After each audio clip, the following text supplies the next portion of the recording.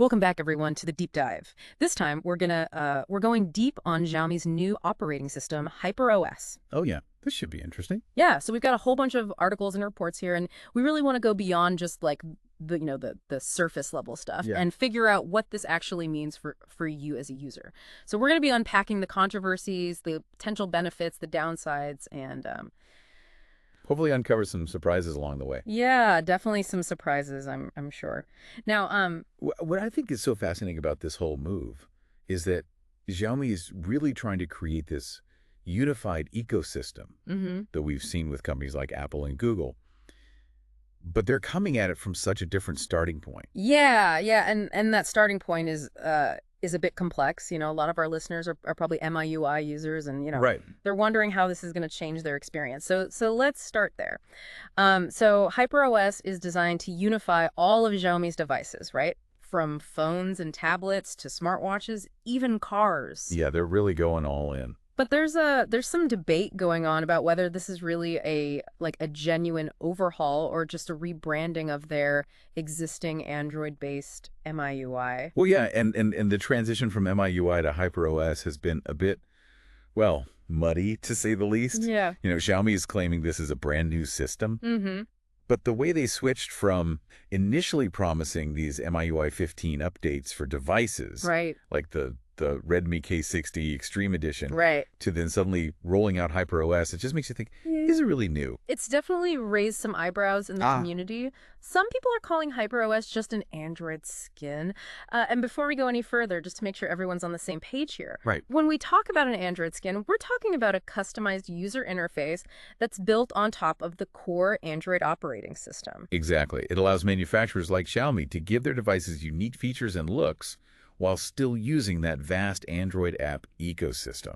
Mm-hmm. But what makes this whole thing even more interesting Yeah. is that a Xiaomi executive, Jin Fan, has actually defended HyperOS by saying that they could have used their own kernel, the core of the operating system, but they chose to stick with Androids Mm-hmm. for compatibility reasons. That's a really interesting point because it makes you wonder, are they using the Android kernel because it's a strategic decision to keep access to all those apps? Or does it actually mean that HyperOS isn't as revolutionary as they're claiming? It's definitely a strategic move, Yeah.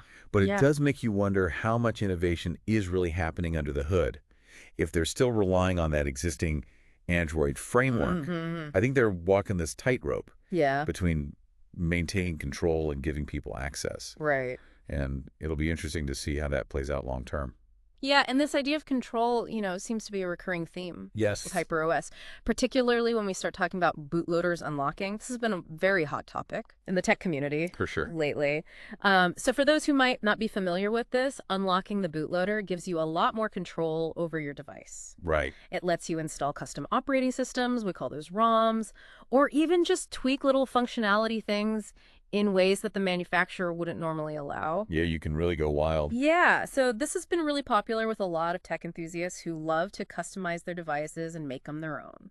Right. They want to have that freedom to tinker. Yeah, and it's essentially a way to kind of break free from the limitations that the manufacturer puts in place. So when Xiaomi started putting these restrictions in place with HyperOS, it really caused a stir. Mm-hmm.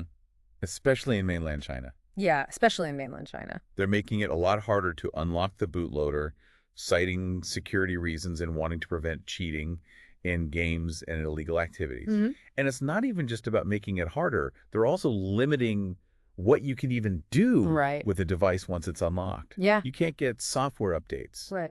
if you've unlocked your phone. It feels like they're trying to create this much more controlled environment Mm-hmm. with HyperOS. And to be fair, there are pros and cons to this. On the one hand, it could lead to a more stable and secure experience. For the average user. Right, for your average user. But for those who really value that freedom to tinker with their devices, this is definitely a step backwards. Exactly. It raises those questions about how much freedom should users have versus how much control should the manufacturers have Right. over their ecosystem. And this focus on control extends even beyond mainland China. Oh, yeah. They've added these steps, like you have to take a quiz before Yeah. you can even apply for bootloader unlocking. I mean, that's wild. And we also can't forget about their, shall we say, interesting launch Oh, yeah. of their technical white paper. It was, Full of typos. yeah, it was riddled with typos and formatting errors. Yeah. Not really the polished look you'd expect Not a good look. from a cutting-edge operating system. Makes you question their attention to detail. It's kind of like publishing a cookbook and leaving out half the ingredients. Huh, right? Like you can have the most amazing recipes in the world, but if you can't actually follow the steps, the final result is not going to be as good. It's a good analogy. Yeah. I think this whole incident with the white paper, even though it seems small, it kind of feeds into this bigger question. Is this really a revolutionary new system? Mm-hmm. Or is it just a rebrand that's been rushed out? Yeah. And a lot of rough edges that still need polishing. That is a great question, and one that we are going to continue to explore For sure. as we delve deeper into HyperOS and this deep dive. Yeah, it seems like Xiaomi is walking this tightrope with HyperOS. Mm-hmm. Trying to balance innovation and control Right. and appeal to both casual users and the hardcore tech enthusiasts. Yeah. It really begs the question, will this approach actually work? Will it resonate with users enough Yeah. to create that unified ecosystem they're aiming for? That's the big question, right? I mean, Yeah. even if they have all the fancy technology, Yeah. a successful operating system ultimately needs people. Right. It needs people to buy into it, adopt the Oh, yeah. devices. Absolutely. User adoption is key. Yeah. Xiaomi is betting big that people will embrace this idea of a seamless ecosystem Mm-hmm. where their phone, their TV, their smartwatch, even their car all just work together effortlessly. Right. But that hinges on a few things. Like, what are the make or break things that HyperOS needs to really take off? Well, first off, the user experience has to be amazing. Okay. It can't just be about connecting everything. Right. It has to be intuitive, reliable, and actually make people's lives better. Yeah, if it's buggy or hard to use or feels like a downgrade from MIUI, people are going to jump ship. Exactly. It needs to feel like a seamless upgrade, Mhm. not a downgrade. And then there's the whole app ecosystem. Right. Developers need to be on board creating apps specifically for HyperOS. Okay. Apps that take advantage of all its unique features. So they need to buy into it too. Right, because without a strong app ecosystem, even the coolest operating system can feel limited. Yeah, it's like building this incredible state-of-the-art kitchen, but then having no ingredients to actually cook with. Uh-huh, exactly. You have the potential, but you can't create anything worthwhile. Xiaomi needs to give developers a reason to create for HyperOS. Yeah. They need to make sure there are enough quality apps that people actually want and need. Otherwise, it's going to be a ghost town, like you said. Right, exactly. And then, of course, there's privacy. Right. That's a big deal for a lot of people. Huge, especially when you're talking about an ecosystem that shares data across all your devices. Exactly.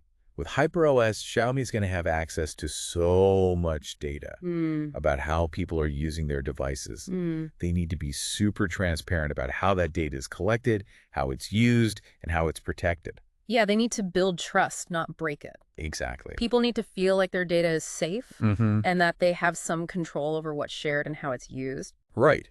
Because if they can strike that balance, Yeah. if they can create a great user experience, get a bunch of developers on board, and take privacy seriously, Mm-hmm. then HyperOS could be a real game changer. So it's not just about the technology, it's about everything surrounding it. Exactly. The user experience, the apps, the trust. Right. It's about creating a world where tech makes our lives better in a way that feels seamless and secure. Yeah. So is that world a reality right now, or is it just a dream? Yeah. What's the current state of HyperOS? Well, it's still very early. Mm-hmm. It's being rolled out gradually, and they're probably gathering data, fixing any bugs, getting it ready before they push it out to everyone. That's probably a smart move. Yeah, better to get all the kinks worked out before everyone starts using it. Right. What's the feedback been like so far? Are people yeah. excited about HyperOS? It's a mixed bag, really. Okay. There's definitely some excitement from people who love the idea of this unified Xiaomi ecosystem. Mm-hmm. But there's also some skepticism, especially from people who are worried about giving Xiaomi too much control. Yeah, those who really value the openness of Android. Exactly. Right. It's like that feeling you get when you're about to jump into a pool. Yeah. Part of you is excited for that refreshing plunge, Mm-hmm. but another part hesitates, wondering if the water's going to be too cold or if there's something lurking down there. Yeah. I think a lot of people are just dipping their toes in right now, testing it out. So as this whole thing unfolds, what should we be paying attention to? Mm-hmm. What are the signs that HyperOS is going to succeed or fail? Okay, well, first off, user adoption rates. Yeah. How many people are actually switching over to HyperOS devices? Mm-hmm. Is there genuine excitement, or are we just seeing the early adopters? Right, because if people aren't buying the devices, the whole ecosystem falls apart. Right, exactly. And then we got to watch the developers. Are they actually making great apps for HyperOS? Yeah. Is the App Store filled with quality stuff? Or are developers hesitant? Yeah, because it's a chicken and egg situation, right? Right. Developers need users to justify building apps, but users need good apps. Exactly, exactly.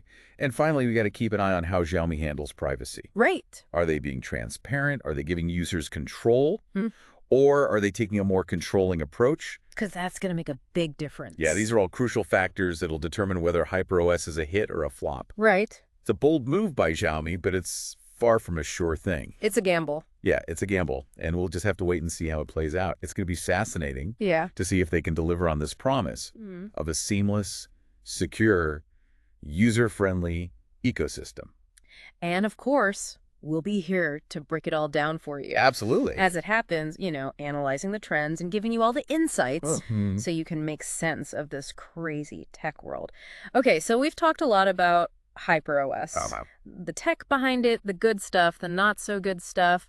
But, you're out there listening. You're already familiar with Xiaomi, with their devices. You're probably thinking, okay, what does this actually mean for me? Yeah, it's easy to get lost in the weeds Yeah. with all the tech talk and lose sight of the bigger picture. So let's try to make it real. Okay. What would a HyperOS future actually look like for you in your everyday life? All right, so let's imagine this. Okay. You're coming home after a long day. Okay. You pull up to your house, and your Xiaomi smartwatch connects to your car, unlocks the doors, maybe even adjusts the seat, just how you like it. Nice. You walk inside, your phone automatically connects to your Xiaomi TV, Yeah. picks up that show you were watching on your commute. Right. The thermostat sets itself to your perfect temperature. Smart lights create a nice relaxing mood, and your favorite music starts playing on your Xiaomi smart speaker. That sounds pretty futuristic. Right. That's the kind of seamless integration HyperOS is promising. But, we've also talked about the downsides. This much connection, all this data sharing, it does raise some big questions about privacy. Absolutely. When all your devices are talking to each other, sharing information, Xiaomi's going to have access to a lot of data about your habits, what you like, even where you go. They say privacy is a big priority for them. But we'll have to see how they actually handle all that data in the real world. Yeah, it's a trade-off, right? Yeah. Convenience versus control. You get this amazing futuristic experience, Right. but are you giving up too much control over your information? That's the question, isn't it? Yeah. Are the benefits worth the risks? And it's not just about you, it's about everyone. Can Xiaomi build trust? Right. Can they show people that they're handling this data responsibly? Yeah, can they create a system that's both innovative and secure? One that works for everyone. That's the challenge. So as we wrap up this deep dive into HyperOS, Yeah. here's something to think about. How do you feel about all this connected tech? Is it exciting? Is it a little scary? Yeah. Where do you draw the line Yeah. between convenience and control? We'd love to hear your thoughts. Absolutely. There are no easy answers, but it's a conversation we need to have. As technology keeps advancing, we got to be aware of how it affects our lives. Yeah. And make conscious choices about how we use it. Well, that brings us to the end of our deep dive into Xiaomi's HyperOS. I hope you enjoyed it. Yeah, we hope you learned something, that it gave you something to think about. Absolutely. Until next time, keep exploring Keep learning. and keep questioning the world around you.